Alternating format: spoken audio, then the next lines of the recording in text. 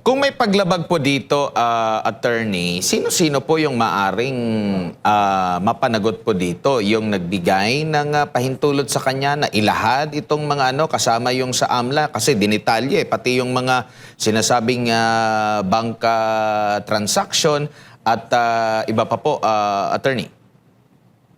Ay, lahat po ay dapat managot.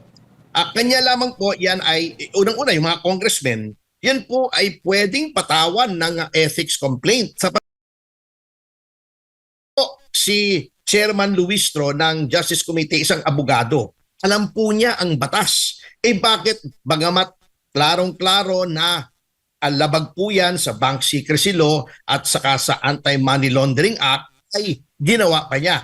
Yung pong sinasabi po nila na exception yan, yung impeachment, yan po ay impeachment doon po sa trial sa Senado, hindi sa House Committee on Justice at hindi rin po sa House. Bakit ko po sinabi yan? Kung titignan niyo po yung batas, nakalagay doon po doon, may bank secrecy. Meron nga pong exception. Anong nakalagay doon sa exemptions? In cases of impeachment. Ang sitwasyon po ngayon, Sir Franco, Sir Admar, ay wala pa pong impeachment. Bakit? Sapagkat ayon po sa jurisprudence at ayon sa ating konstitusyon, ang isang tao ay impeached lamang kapag yung articles of impeachment ay pinadala na po sa Senado. Prior to that, an impeachable official is not yet impeached. So, sa puntong ito po, at this time, wala pa pong impeachment against Sara Duterte and therefore hindi po pasok sa exemption yon. Wala rin naman pong court order sapagkat ang House Committee on Justice ay hindi korte. Ang dami na pong desisyon ng Korte Suprema ang nagsasabing yan. Ang mga komite ng legislatura ay hindi korte, hindi NBI, hindi police, hindi law enforcement agency. Ngunit etong ginagawa nilang to ay in connection with their powers and duties under the Constitution, either to legislate or, in this case, in conducting hearings, not trials, hearings at towards the end of determining whether or not a certain impeachable official should be impeached. So, nandun po ang klarong-klarong paglabag sa batas niyan.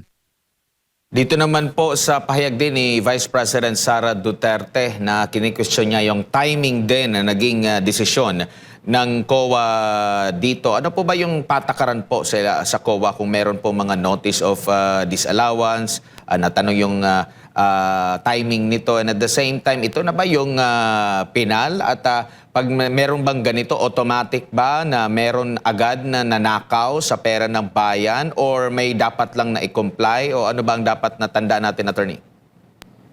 Ay, hindi po. Mahabang proseso pa po yan.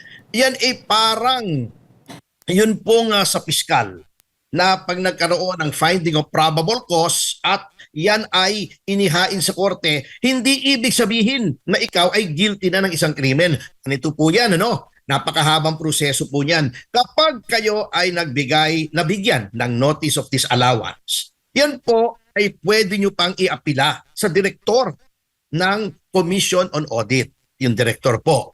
Kapag yung apila nyo ay hindi napagbigyan, pwede pa kayong mag-MR.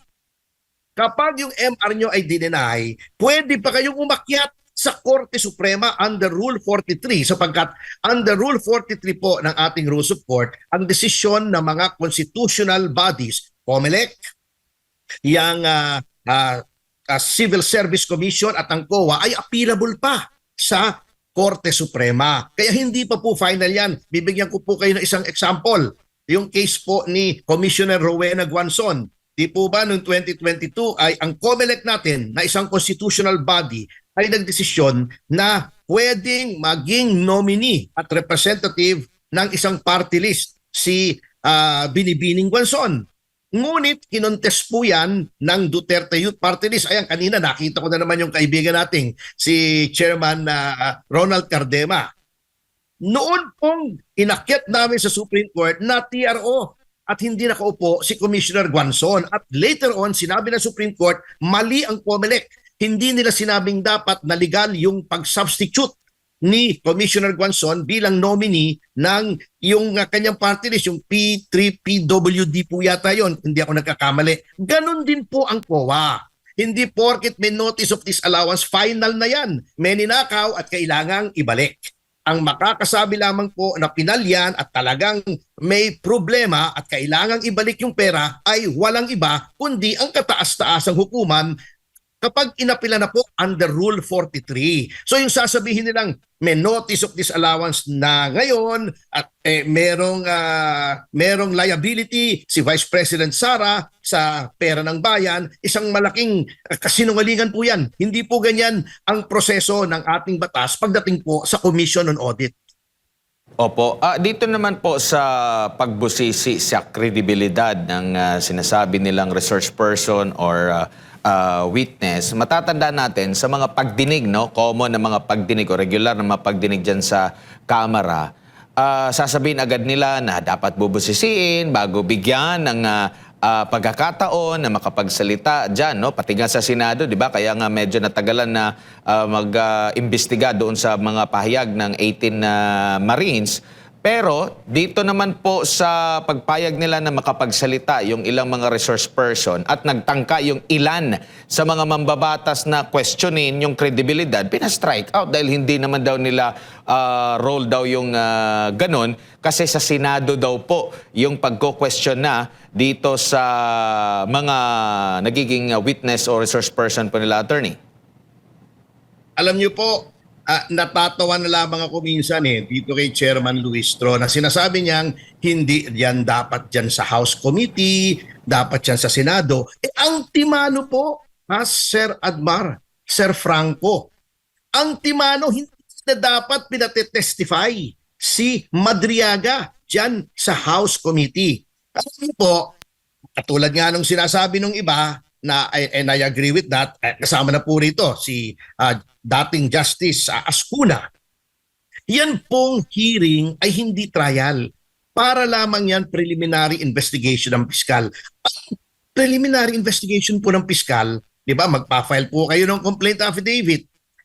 Tatanong lang, ikaw ba ito? Pirma mo ba to? Sinusumpaan mo ba to na ito ay katotohanan? And then tapos na. Then pasasagutin yung kabilang party. Kung merong counter affidavit, kung nag-reply yung complainant, may rejoinder. Doon lamang po ibabase. Kasi nga, sufficiency of ground lamang. Hindi po full-blown trial yan. Hearing lang po yan. Probable cause lang. Ang ginagawa po ni Luistro ginagawa niyang full-blown trial. Ngayon, kung gusto mong full-blown trial, kasama na yung pag-question ng kredibilidad. You cannot have your cake and eat it too. Ang nangyayari po kasi dito sa mga tumutuligsa kay Vice President Sara Duterte, mga ipokrito mga double standard, mga doble kara. Pagka pabor sa kanila, yung pagbebendalo, sige sila. Pero when someone like Representative Marcoleta relies on their flawed procedure at sinasabi niyang, ginagawa mo ng trial, hindi na hearing. So, questioning ko na yung kredibilidad. Ayaw naman nila. Yan po kitang-kita na talagang ginagamit lamang itong hearings ng House Committee on Justice para gibain ang pangalan ni Vice President Sara Duterte. Kapag sila ang lumalabag, okay lang. Pero pag pinapatulan yung kanilang paglabag at nagre-rely po ang isang tao doon sa ginagawa nilang kapalpakan, pinapatulan, kumbaga nagra-ride on lang naman si Representative Marcoleta O ayaw naman nila. So, anong kaipokrituhan yan? Opo, attorney, ang sabi rin nila na dahil nabanggit sa desisyon, recent na desisyon ng Korte Suprema, may kaugnayan dito sa impeachment hearing laban kay Vice President Sara na dapat mayroong due process. Mayroong due process pa ba yung ganon na hindi nga ma-question yung kredibilidad? Tapos mayroon pa silang gusto na mag-attend ang pangalawang Pangulo at ang kanyang legal team sa Committee on Justice hearing na yan. Pero nung nagsalita si Marcoleta, si Nazal, si Congressman Suntay para questioning nga, rejected lahat. So, anong i-expect natin pag nandoon yung pangalawang Pangulo na siyempre kukwestiyonin yung mga sinasabi ng mga aligasyon, hindi nila ma-question kasi sasabihin lang din naman na, ay, sa Senado po yan, attorney.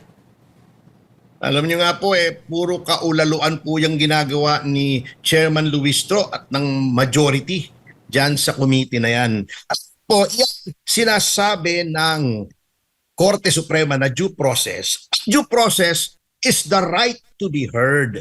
Yan pong due process na yan ay ginagawa nila pang justify na sinasabi lang, sabi ng Korte Suprema, due process, kaya nagtatrial kami rito. Wala naman pong sinasabi ng Korte Suprema na due process is only satisfied if you have a full-blown trial. Ang sinasabi lamang po, the only requirement of due process is that the person being accused of wrongdoing or crime be given the right to be heard. At didinggin, ano po ba nangyari? Di po ba? Nag-file na ng answer si Vice President Sara Duterte. So satisfied na yung demands ng due process. Bibigyan mo ng opportunity to be heard. Kung ayaw sumipot, binigyan mo na ng oportunidad. Hindi kailangan sumipot para due process. At hindi kailangan ng full-blown trial para due process. Ang ginagawa nga po nitong kaipokrituhan nitong committee na to, unang-una, ginagamit nila yung due process na sinasabi para i-justify na meron silang full-blown trial na wala naman sa batas. Pero ayaw naman nilang pakinggan yung mga kumukontra sa kanila. Yun pong sinasabi nila na dapat daw sumipot si Vice President at pagka hindi siya sumipot, it should be taken against him. Kahipokrituhan na naman yan. Bakit si Laila De Lima nung nag-hearing tungkol sa Bilibid drug trade ni Anino ni Laila De Lima, hindi siya sumipot? Napaka-importante nun para sa kanya, di ba? Ang pinag-uusapan doon, marami yung Jonel, yung Saba, nagsusubuan ng Saba, bakit hindi siya sumagot? Hindi naman siya sinabihan na, bakit hindi ka sumagot? Hindi naman siya pinipilit na umapir doon sa hearing ng Bilibid drug trade. Si Luistro, di ba? Itinago niya yung asawa niya. Di ba? In-exercise niya yung option to remain silent. Ano nga yun obstruction of justice pa nga yung tutusin yung itatago mo yung asawa mo, di ba?